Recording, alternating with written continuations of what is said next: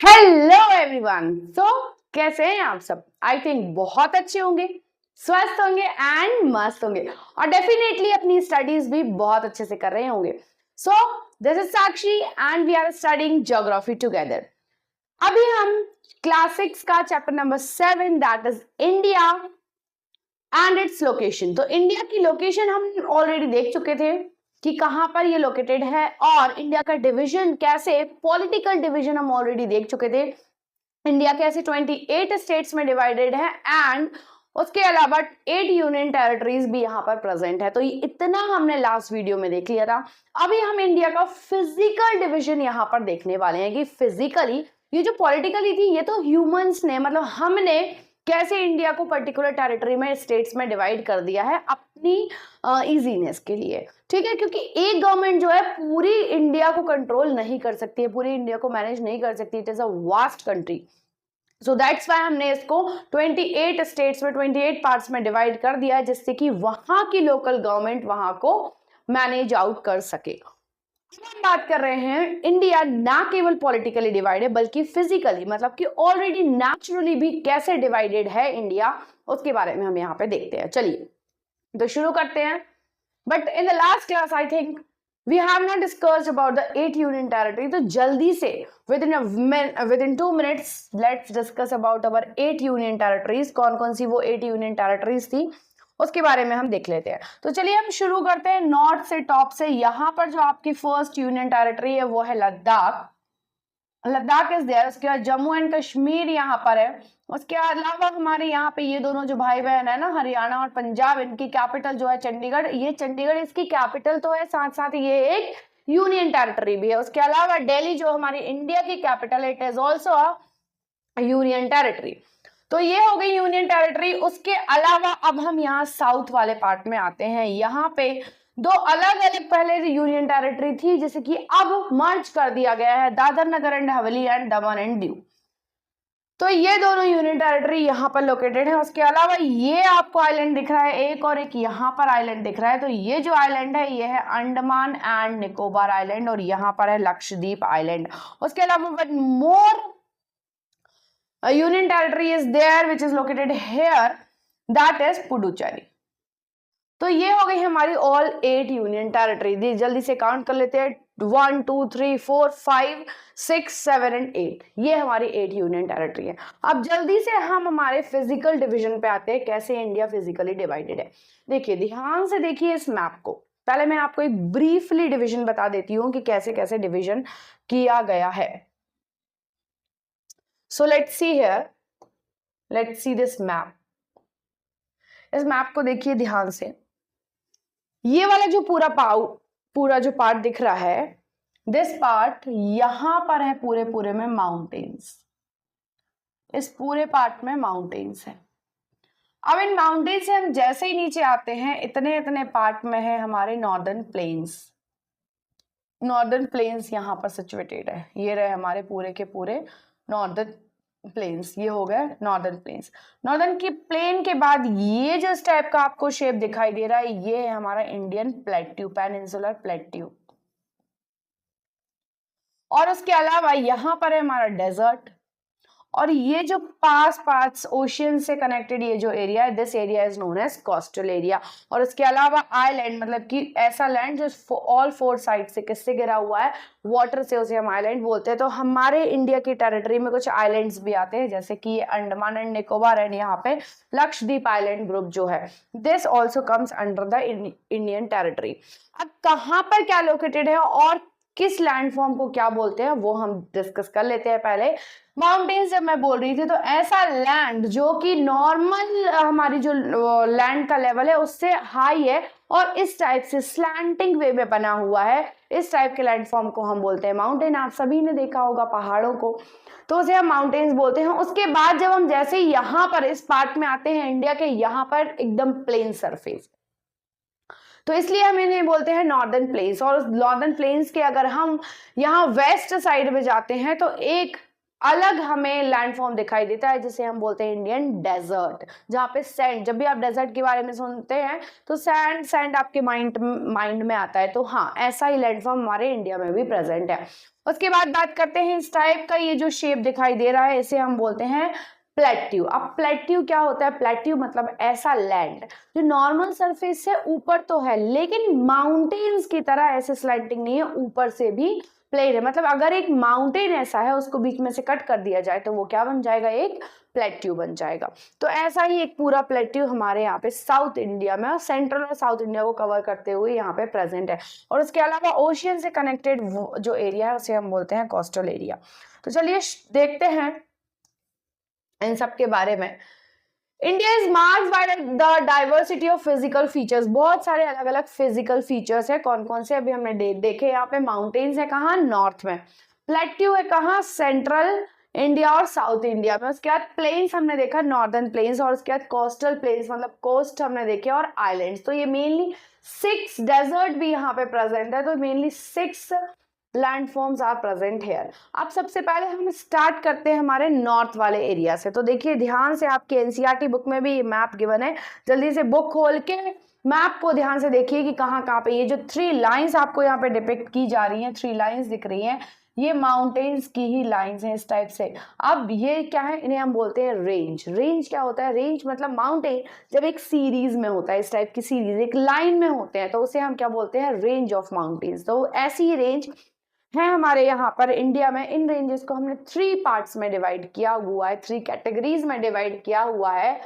Standing as sentinels in the north are the lofty snow capped Himalayas. ये जो पूरे mountains हैं, इन माउंटेन्स की पूरे ग्रुप को हम बोलते हैं हिमालयास। तो यहाँ पर हिमालयास प्रेजेंट है। किससे कवर है? और ये हिमालयास टोटली स्नो से मतलब आइस से कवर है। बहुत ब्यूटीफुल दिखाई देते हैं हमें यहाँ से जब हम देखते हैं। Himalaya means the abode of snow, मतलब कि फुल्ली स्नो लैंड हम जिसे उसे बोल सकते हैं। टोटली वहाँ whole area is covered by snow and snow. Himalayan mountains are divided into 3 main parallel ranges. तो हिमालयन माउंटेन्स को 3 रेंजेस में डिवाइड किया गया है। ये देखिए आपको 3 रेंजेस, 3 डिफरेंट लाइन दिखाई दे रही हैं। तो ये जो हमारे पूरे हिमालयाज हैं, ऊपर जो सीरीज है, ऊपर जो लाइन है, उसके बाद एक मिडिल में और फिर लोअर में, इन तीनों के नेम्स देखते हैं एग्जैक्टली क्या है। जो एकदम टॉप पर जो माउंटेन्स हैं जिनकी हाइट सबसे ज्यादा होती है, उन माउंटेन रेंजेस को हम बोलते हैं हिमाद्री। तो देखिए the northern most the great Himalayas, या फिर हम इसको बोलेंगे हिमाद्री। ये जो आपको माउंटेन दिखाई दे रहा है, ये नंबर 1 पर यहाँ पर, इसे हम बोलते हैं हिमाद्री। दिस टोटल मतलब सबसे ऊपर इनकी हाइट क्या होती है? सबसे ज्यादा होती है, इसे हम हिमाद्री बोलेंगे या फिर बोलेंगे ग्रेट हिमालयाज। उसके बाद जो इसके नीचे जो मिडिल में जो माउंटेन की रेंज होगी, इनके height as compare to greater Himalayas थोड़ी कम होगी, इसे हम बोलते हैं लेसर हिमालयाज। लेसर हिमालयाज इसे हम बोलेंगे। एंड नंबर 3 पर जो है वो है शिवालिक्स, मतलब सबसे छोटे माउंटेन्स जिनकी हाइट इन दोनों के कंपैरिजन में सबसे कम होगी। एकदम टॉप पर जो है सबसे नॉर्थ में जो है वो है ग्रेटर हिमालयास, जिसपे की वर्ल्ड की सबसे हाईएस्ट पीक जो कि क्या है? माउंट एवरेस्ट, वो भी कहां पर प्रेजेंट है? इसी हिमालय रेंज पे, that is Himadri, greater Himalayas में प्रेजेंट है, जो कि है नेपाल में। तो देखिए इतने इतने ये वाले माउंटेन्स तो हमारे इंडिया में ही आ जाते हैं, और उसके अलावा यहाँ पे भी कुछ माउंटेन की रेंज है जो कि वर्ल्ड के सबसे हाईएस्ट पीक है माउंट एवरेस्ट, वो कहाँ प्रेजेंट है? नेपाल में प्रेजेंट है। उसके बाद मिडिल हिमालयास, उसके बाद जो सेकंड रेंज है हिमालयास की, इसे हम बोलते हैं हिमाचल या फिर लेसर हिमालयास या मिडिल हिमालयास भी बोल सकते हैं। मिडिल, लेसर और हिमाचल, ये 3 नेम है इस माउंटेन रेंज के। Many popular hill station are situated here, बहुत सारे पॉपुलर हिल स्टेशन भी यहाँ पर प्रेजेंट है। मतलब इसके कंपैरिजन में तो यहाँ पे हाइट कम होती है, तो यहाँ पे बहुत सारी सिटीज भी सिचुएटेड हैं और बहुत सारे हिल स्टेशन जैसे शिमला, क्वीन ऑफ हिल्स, बहुत ब्यूटीफुल सीनिक ब्यूटी वहाँ पे होती है, जो जहाँ आप घूमने भी जाते हो। तो ये सारे हिल स्टेशन कहाँ पर पड़ते हैं? सिक्किम में जो और भी बहुत सारे गैंगटॉक वगैरह ये सारे हिल स्टेशन जो है कहाँ पर पड़ते हैं, मिडिल और लेसर हिमालयाज में। और भी बहुत सारे हिल स्टेशन है, कौन कौन से हिल स्टेशन जहाँ पे आप घूमने गए हैं, जल्दी से कमेंट बॉक्स पे मुझे कमेंट करके 5 हिल स्टेशन के नेम जल्दी से बताइए। लास्ट रेंज जो है जैसे कि हम बोलते हैं शिवालिक, जहाँ पे कि ज्यादा हाइट नहीं होती है माउंटेन्स की, और यहाँ पर फार्मिंग भी इजीली हो जाती है। मतलब वैसे बहुत ज्यादा फार्मिंग नहीं हो पाती, लेकिन जैसे टी प्लांटेशन, ये इस टाइप की फार्मिंग यहाँ पे हो जाती है। जनरली यहाँ पे जो फार्मिंग होती है उसे हम टेरेस फार्मिंग की कहते हैं, क्योंकि इस टाइप के स्लोप्स होते हैं माउंटेन के। ऐसे अगर हम कुछ ग्रो करेंगे तो वाटर होल्ड नहीं होगा, तो इसलिए हम ऐसे टेरेस टाइप के सीढ़ियां टाइप की वहां पे बना देते हैं, जिसे हम बोलते हैं टेरेस फार्मिंग। तो शिवालिक रेंज में टेरेस फार्मिंग भी की जाती है। अब बात करते हैं नॉर्दर्न इंडियन प्लेन। ठीक है, तो माउंटेन की बात हो गई। माउंटेन के बाद ही ये वाला जो एरिया आता है ये पूरा क्या है, प्लेन्स का एरिया। प्लेन्स में सबसे ज्यादा फ्लो होती है क्या, रिवर्स।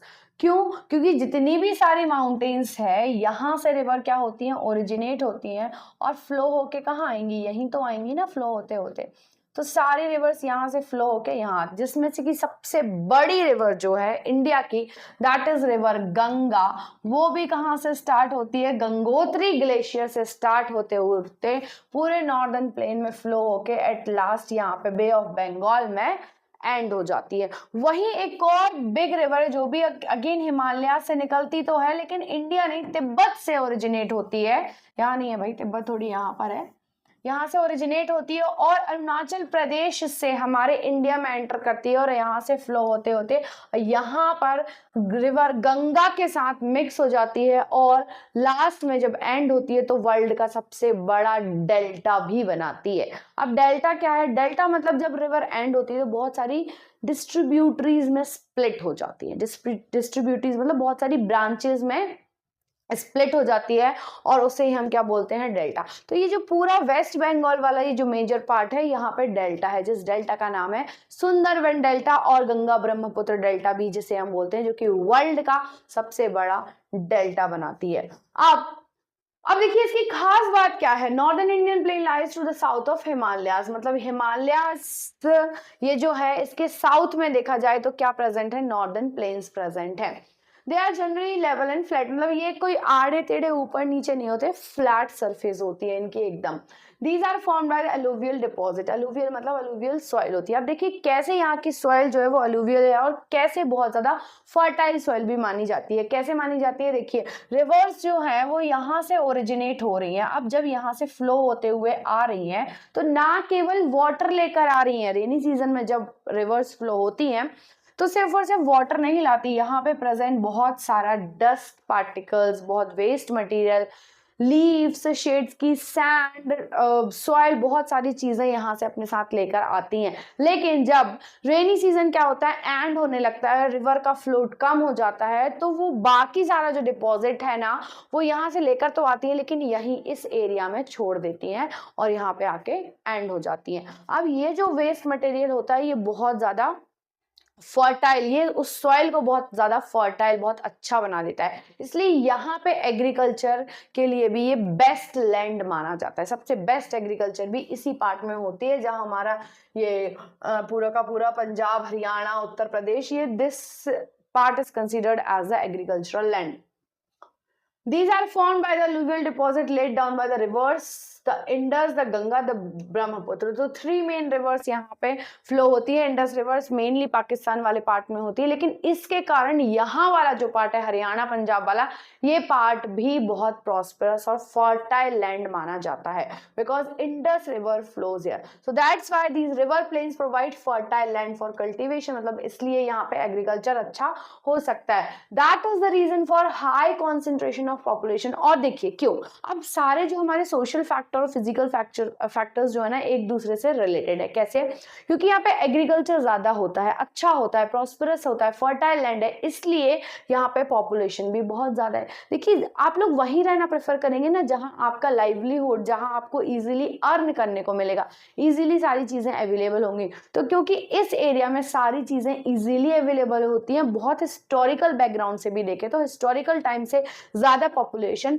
यहीं पर सेटल्ड है और आज के टाइम पे भी इस एरिया में बहुत सारी पॉपुलेशन सेटल्ड है। In the western part of India lies the great Indian desert. अब वेस्ट पार्ट, ये तो हो गई नॉर्दर्न प्लेन्स की बात। अब यहाँ पर क्या प्रेजेंट है हमारा, जो कि बिल्कुल अच्छा लैंड नहीं है, not good for agriculture, not good for any vegetation, not good for any wild life, कुछ भी प्रेजेंट नहीं है यहाँ पे, एकदम ड्राई होता है। यहाँ पे वाटर अवेलेबिलिटी भी बहुत कम होती है। एक सिंगल रिवर तो यहाँ पे फ्लो होती है जिसका नाम है river Luni, that flows here, जो कि भी थ्रू आउट पूरे पेरेनियल नहीं होती है, पूरे साल फ्लो नहीं होती है, सीजनल होती है, किसी पर्टिकुलर सीजन में, मतलब रेनी सीजन में ही फ्लो होती है। ये जो एरिया है बहुत ड्राई, हॉट, सैंडी होता है। मतलब जब डेजर्ट की बात कर रहे हैं तो वहां पे हमें सैंड का ही ध्यान आता है। तो ये पूरा का पूरा ये जो एरिया है ये डेजर्ट से कवर्ड है। It has very little vegetation, क्योंकि यहाँ पे देखिए वाटर, एवरीथिंग इज इंटरकनेक्टेड है। सी, क्योंकि यहाँ पे वाटर अवेलेबल नहीं है इसलिए यहाँ पे प्लांट्स ज्यादा ग्रो नहीं होते, और प्लांट्स ग्रो नहीं होते तो इसलिए यहाँ पे वाइल्ड लाइफ मतलब एनिमल्स भी बहुत कम प्रेजेंट होते हैं। अब जब यहाँ पे प्लांट भी नहीं है, वाटर भी नहीं है, वाइल्ड लाइफ भी नहीं है, तो ह्यूमंस रह के क्या करेंगे, इसलिए यहाँ पे ह्यूमंस भी बहुत कम रहते हैं। घर भी नहीं है ज्यादा, बिल्डिंग्स भी नहीं है पर बहुत ही कम है as compare to other parts. और नेक्स्ट लैंडफॉर्म की बात करते हैं to the south of northern plains. Northern plains के साउथ, मतलब ये हमारा नॉर्दर्न प्लेन्स पूरा पार्ट हो गया। इसके साउथ में आए तो एक बड़ा सा इंडियन प्लेट्यू हमें यहाँ पे दिखाई देता है, पेनिनसुलर प्लेट्यू। पेनिनसुलर मतलब, पेनिनसुला का मतलब क्या है एग्जैक्टली, मतलब ऐसा लैंड जो 3 साइड से किससे घिरा हुआ है, वाटर से घिरा हुआ है। तो इसी शेप का एक प्लेट्यू यहाँ पर प्रेजेंट है जिसे कि हम बोलते हैं पेनिनसुलर प्लेट्यू, इंडियन प्लेट्यू, दोनों कह सकते हैं इसको।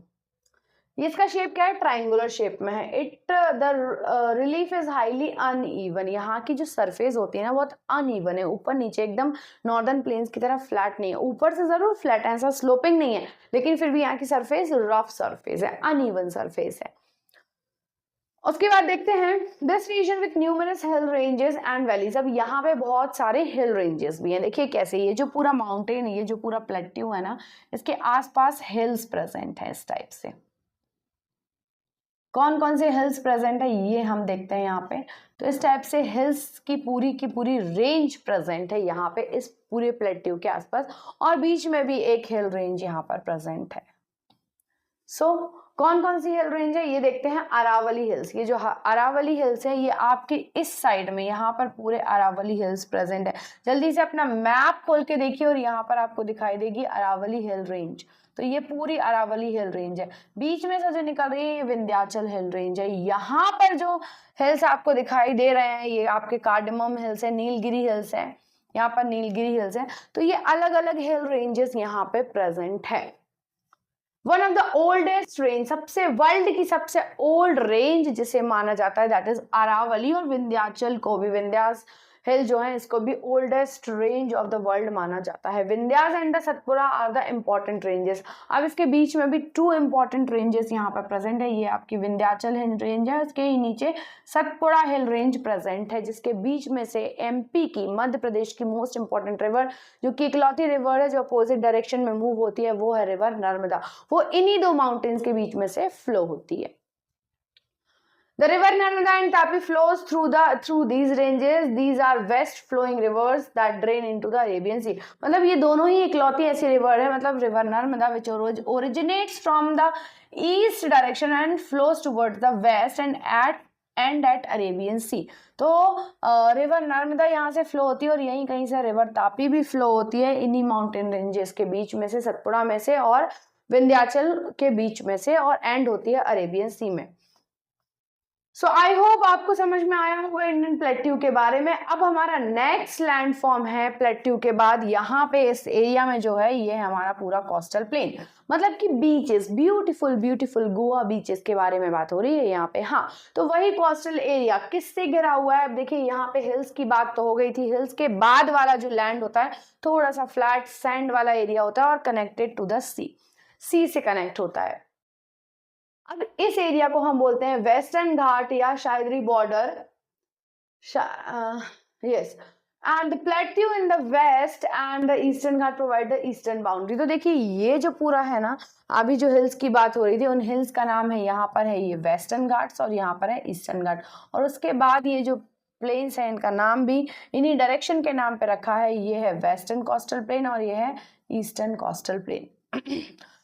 Western Ghats are almost continuous, जो वेस्टर्न घाट है ना कंटिन्यूस रेंज में है, कंटिन्यूस यहाँ पे क्या है माउंटेन्स प्रेजेंट है, लेकिन जो ईस्टर्न है ना ये बीच में से ब्रोकन है, बीच में से टूटे हुए हैं, इसलिए सारी की सारी रिवर्स जो है ना यहाँ की साउथ इंडिया की इंडियन प्लेट्यू की सारी ओरिजिनेट यहाँ से होती हैं और यहाँ पर बे ऑफ बंगाल में एंड होती हैं, मोस्ट ऑफ द रिवर और all the rivers. The plateau is rich in minerals like coal and iron. अब ये जो प्लेट्यू है यहाँ पे बहुत सारे मिनरल्स भी प्रेजेंट हैं, जैसे कि कोल प्रेजेंट है, आयरन, और यहाँ पे झारखंड वाले एरिया में यहाँ पे प्लेट्यू वाले रीजन में आपको बहुत सारे बहुत इंपॉर्टेंट मिनरल्स भी आपको यहीं पर मिल जाएंगे। To the west of western Ghats and the east of eastern Ghat coastal plains line, the western coastal plain are very narrow. जो वेस्ट के जो कोस्टल प्लेन है ना ये वाले ये बहुत नैरो है, बहुत पतली सी बहुत कम स्पेस एरिया है यहाँ पर, बट यहाँ वाले जो कोस्टल प्लेन्स हैं ये थोड़े से as compare to this western eastern coastal plains broad in size. अब बात करते हैं number of eastern flowing rivers, बहुत सारी रिवर्स भी यहाँ पे फ्लो होती है, वो कौन कौन सी रिवर्स है देखते हैं। महानदी है, गोदावरी है, कृष्णा है, कावेरी, ये सारी रिवर्स कहाँ से फ्लो होती हैं यहीं से।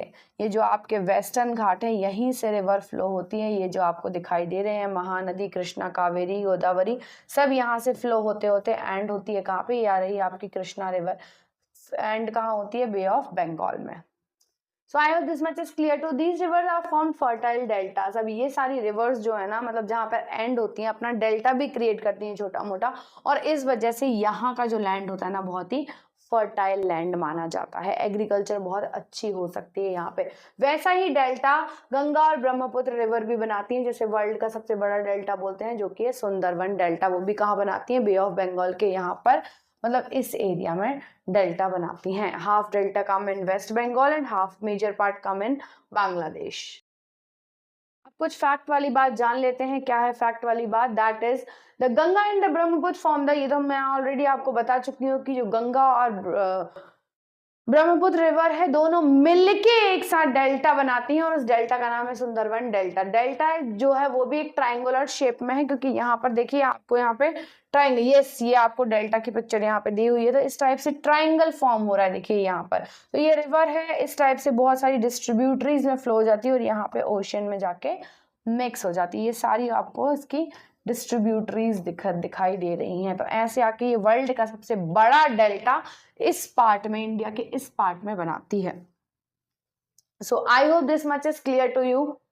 Where rivers enter the sea, the point is called the mouth। तो जहाँ पे जिस पार्ट में जहाँ पे रिवर का क्या होती है एंड होती है, सी से मिक्स होती है, उस पार्ट को हम रिवर का माउथ बोलते हैं। सो this is the mouth of their river, of the reverse, मतलब जो डेल्टा है उसे हम माउथ भी कह सकते हैं, रिवर का माउथ वही है। So I hope this much is clear to you, इतना आपको बहुत अच्छे से समझ में आया है। This was about our India. अब ये बहुत जरूरी था आपके लिए जानना आपके इंडिया के बारे में, क्योंकि जब भी आप घूमने जाते तो आपको ये सारी चीजें पता होनी चाहिए। और उसके अलावा you are living in India, you should know the rules and regulations, everything about the India, उसका पॉलिटिकल डिवीजन कैसा है। आप सोसाइटी में रहते हैं तो सोसाइटी के बारे में आपको सब कुछ पता होना चाहिए। Society does not mean that your community, society can be a state और it can be a country. So that's why you should know everything about the India. Thank you very much। अगर आपको मेरा video बहुत अच्छा लगा है तो जल्दी से लाइक कर दीजिए और साथ ही साथ सब्सक्राइब भी कर दीजिए। Thank you everyone।